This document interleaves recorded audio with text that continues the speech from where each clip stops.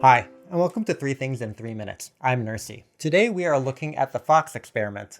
From Pandasaurus Games, it plays 1 to 4 players with up to 6 players with the 5 to 6 player expansion, and plays in about an hour. What it's about: the Fox experiment is a drafting and die rolling game about breeding foxes, mirroring the real-life experiments in Russia to domesticate them. So each round, players will first draft a pair of foxes to breed and choose from bonus tiles which will determine the next turn order. Then the players will roll their dice based on the presence of up to 4 traits on the fox parents, as well as the wild friendly dice, to form full symbols to provide traits to their offspring. Now these fox pups can be used to meet criteria for completing studies for points, obtaining matching trait tokens to pay for upgrades and bonuses, which include the ability to breed more foxes, gain more friendly dice, obtain gameplay changing science cards, and unlocking patrons for endgame points. Then the pup with the most traits will score points, while the other ones will get a wild token for the next round, and then all of those pups will go into the market as parents for the next generation. So after 5 rounds, the players will score for tokens, upgrades, studies, winning friendliness contests, and their patrons.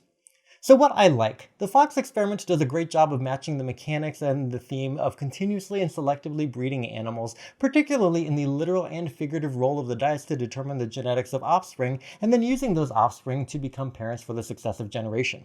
And even though your success depends largely on the die rolls, the abundance of the friendly wild symbols on dice and tokens helps mitigate that, so it never feels like a big problem. Meanwhile, each round you get a great sense of progression between creating increasingly better pups to be bred in the next round, or spending the earned tokens to upgrade your abilities for future rounds, so there's always something to do.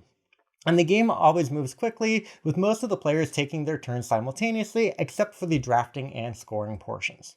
So points to consider: while there's a lot of managing luck during the game, the endgame scoring from the patrons can be a bit hard to plan around, especially the ones that depend on you winning competitions.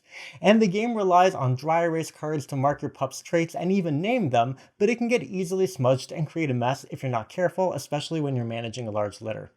And the simultaneous play largely means that the players are mostly focused solitarily on their own projects, with drafting and competing for friendliness really being the main source of player interaction. And also recognize that the 2-player and solo games both require using an automated dummy opponent that does require some upkeep. So in summary, the Fox experiment does a great job of integrating theme of animal breeding into its luck and progression, though tracking it can get a bit messy. It provides a lot of ways to manage the luck of the die rolling without feeling cumbersome, though some of the endgame scoring can feel a bit hard to plan around. And the game plays quickly with largely simultaneous gameplay, but that does mean that it limits the amount of player interaction you have each round. Thanks so much for watching. Please make sure you like and share this video and subscribe to the channel. Thanks!